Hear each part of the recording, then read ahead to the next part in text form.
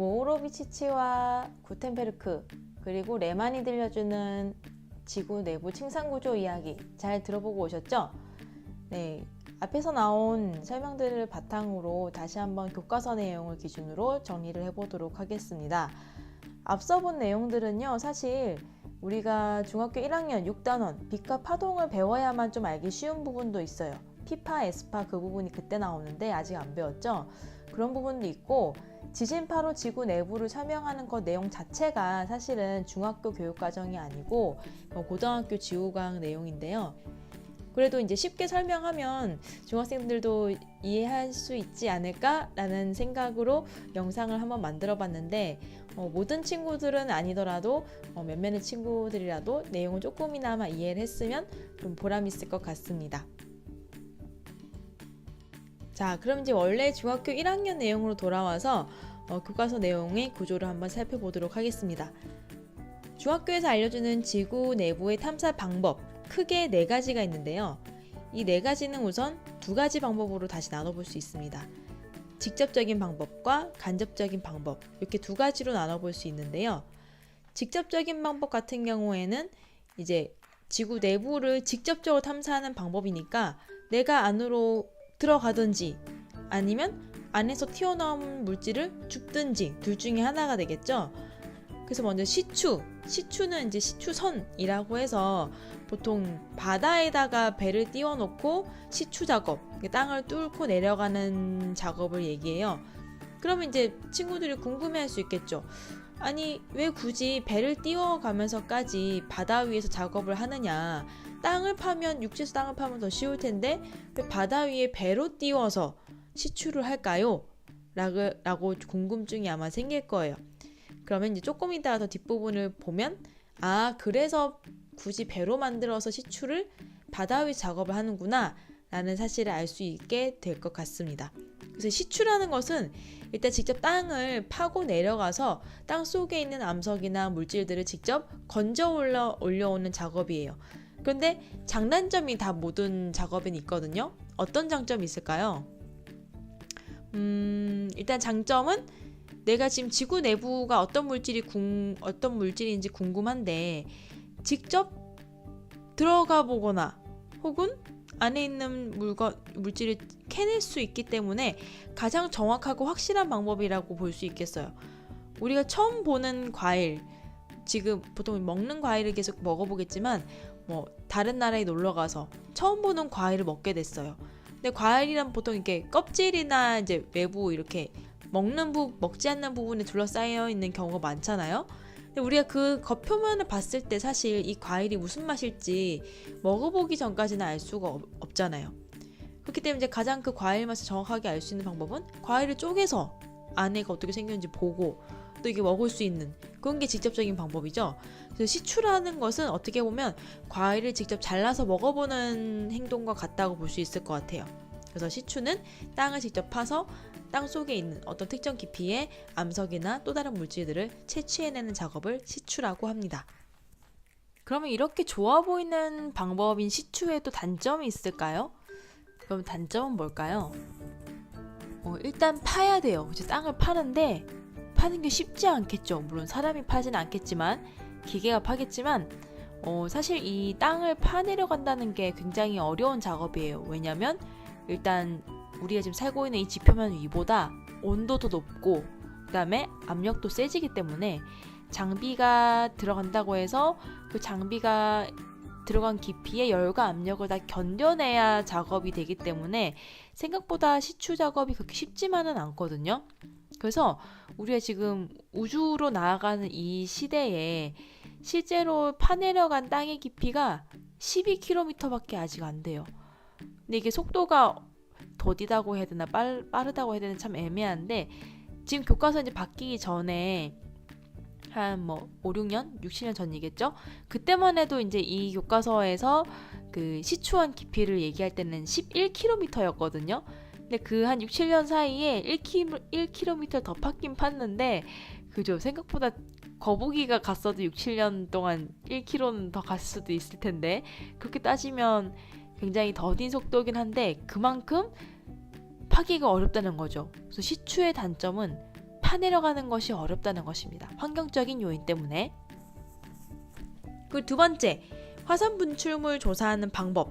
시추의 반대라고 보시면 될 것 같아요. 시추는 내가 땅속에 있는 물질을 건져 올려오는 작업이라고 한다면, 화산 분출물 같은 경우에는 직접 튀어 올라오는 암석이나 마그마 덩어리 이런 거를 이용해서 우리가 지구 내부를 조사하는 방법이겠죠. 이것도 장단점이 있어요.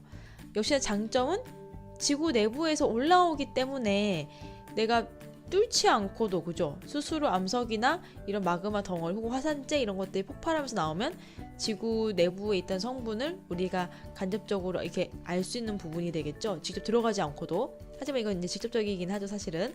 그런데 이제 단점이라고 한다면, 일단 화산 폭발이 일어나고 있는 현장이라고 한다면 좀 어느 정도 위험을 감수하고 조사를 해야겠죠. 그리고 또 두 번째, 화산이 아무데나 발생하는 건 아니잖아요. 우리 지금 내가 하면중학교 지하에 있는 땅 성분이 궁금해.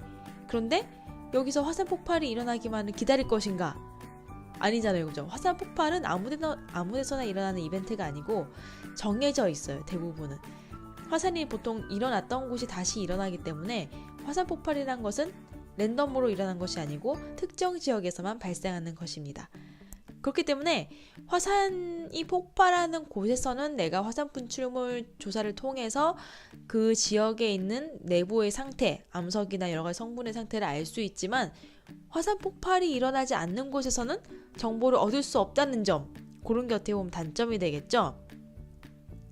그 다음에 세 번째, 운석 연구 가보겠습니다. 운석 연구. 운석은 왜 연구할까요? 내가 지금 지구 내부가 궁금한데 운석이라는 건 뭐죠? 그죠? 운석은 우주에서 떨어진 돌덩어리예요. 그 유성이라고 해서 우주에 떠다니던 돌 조각들이 이제 지구한테 끌려가지고 쭉 떨어지다가 이제 지구 대기권 안에 들어오게 되면 타죠. 타면서 이제 빛이 슉 떨어지는 것처럼 보이는 게 유성인데, 요게 이제 대기 너무 큰 나머지 혹은 성분에 따라서도 그럴 수도 있고, 너무 큰 나머지 떨어지다가 대기에서 다 못 타고 바닥에 떨어지는 경우가 생겨요. 요런 이 덩어리를 운석이라고 하고, 그 운석이 바닥에 닿게 되면 이게 폭발하듯이 터지거든요. 그러면서 이제 구덩이가 생기게 되는데, 그 구덩이를 이제 우리 크레이터, 운석 구덩이라고 하죠. 그러면 지구 내부를 조사하는데 운석 연구는 왜 할까요? 우주에서 떨어진 돌을 주워다가 왜 연구할까요? 이제 이거는 조금 더 지구의 초기의 모습, 태초의 지구의 모습을 연구하는데 어떻게 보면 가장 효과적일 수 있어요. 우리가 지금 살고 있는 지구의 행성 같은 경우에는 처음에 원시지구가 만들어졌을 때 그 이후에 또 여러 가지 일들이 있었어요. 화산 폭발도 있을 수 있겠고, 표면이 운석 충돌 때문에 녹을 수도 있겠고, 또 그런 과정에서 뭐 화성암, 변성암, 퇴적암 이렇게 나타나다 보니까 최초의 지구의 모습은 이미 너무 지구 깊숙한 곳에 숨겨져 있던가, 아니면 표면상에 있는 암석들이 이미 변성이 많이 되었기 때문에 정말 순수한 초기의 모습을 연구하는 것은 많은 어려움이 있습니다. 반면에 우리가 지금 지구를 형성하는 암석들, 그 재료들이 미처 지구에게 포함되지 못하고 지구 주변에 있었다. 그런데 이게 지금 이제 와서 우연히 지구의 힘에 이끌려서 지구로 떨어졌다. 그렇게 되면 얘기가 다르죠.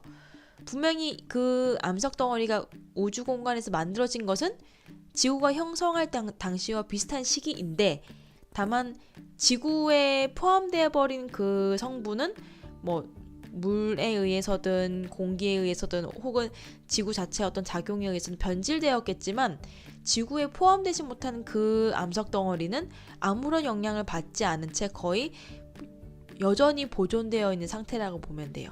변화 없이. 왜냐면 우주라는 공간은 그런 곳이니까, 공기도 많이 없고 지구처럼 이런 다른 영역, 수권이든지 생물권이든지 다른 영역에 방해를 받지 않았죠. 그렇기 때문에 순수한 초기에 태초의 지구의 성분이 궁금하다, 어떤 성분이었는지 어떤 상태인지 궁금하다, 그러면 운석을 연구해보는 것이 가장 정확한 방법이라고 볼 수 있습니다. 그래서 어떻게 보면 되게 이상하게 들릴 수도 있는데, 지구 내부를 조사하는 방법 중에 운석 연구가 여기에 포함됩니다. 네, 그럼 단점은 뭘까요? 지금 여러분 눈앞에 보면 사진이 운석이거든요. 근데 꼭 이렇게 생긴 운석만 있는 게 아니고 정말 운석의 종류는 다양해요. 그래서 단점은 일단 운석은 찾기가 어려워요. 돌 속에 묻혀 있으면 운석을 찾아내는 거는 쉽지 않습니다. 물론 이렇게 금속 재질에 이렇게 뭉쳐져 있는 모습이라 한다면 또 혹시나 운석인가 하겠지만 모든 운석이 이렇게 철 성분인 건 아니거든요. 우리 흔히 발에 채이는 돌처럼 그냥 그런 돌멩이 같이 생긴 운석도 있기 때문에 상당히 찾기가 어려운데 한 몇 년 전에 우리나라에도 한번 운석이 떨어지는 바람에 그 지역에 막 사람들이 이거 돌 조각 찾으러 다닌다고 난리가 한번 난 적이 있었어요. 그래서 이 운석 같은 경우에는 굉장히 희귀한 이유가 떨어지고 난 후에 이제 그곳에 가도 찾기가 어렵기 때문이죠. 네, 그런 단점도 있긴 합니다. 네 번째가 바로 지진파에 대한 연구예요. 요게 이제 간접적인 방법인데 이 방법들로 사실은 우리가 앞서 봤던 모호로비치치, 구텐베르크, 레만 이분들을 포함한 지구 물리학자들 혹은 지진학자들이 이 지진파를 이용해서 지구 내부를 직접 뚫고 들어가지도 않고 화산 폭발 당시 나오는 물질을 줍지도 않고 그런 방법을 통해서 지구 내부를 추정을 할 수가 있는데 굉장히 어떻게 보면 간접적일 수도 있죠. 그쵸? 내가 직접 뭔가 하는 건 아닌데 지구 내부에서 끊임없이 주는 신호를 통해서 내가 그 신호를 분석하고 그걸 이제 모델링 해가지고 지구 내부를 예측하는 거기 때문에 이건 직접적인 방법이 아니고 간접적인 방법에 속하게 됩니다. 하지만 아이러니하게도 어쨌든 또 앞서 여러 가지 방법들이 있긴 하지만 우리가 지금 배우고 있는 전반적인 지구의 4층 모델 지각, 멘틀, 외핵, 내핵 요 4개의 층으로 이루어져 있는 이 사실은 이 다른 영역도 물론 영향을 많이 줬지만 지진파 연구를 통해서 많이 이루어진 거라고 보면 돼요. 앞에서 일단 뭐 구텐베르크면, 모호면, 그 다음에 레만면 이런 것처럼 그분들도 이제 지진파를 연구해서 불연속면을 찾아서 영역을 이렇게 만든 거잖아요. 그렇기 때문에 지진파 연구가 우리가 지금 알고 있는 지구 모델, 4층 모델을 만드는데 많은 역할을 했다라고 볼 수 있을 것 같습니다.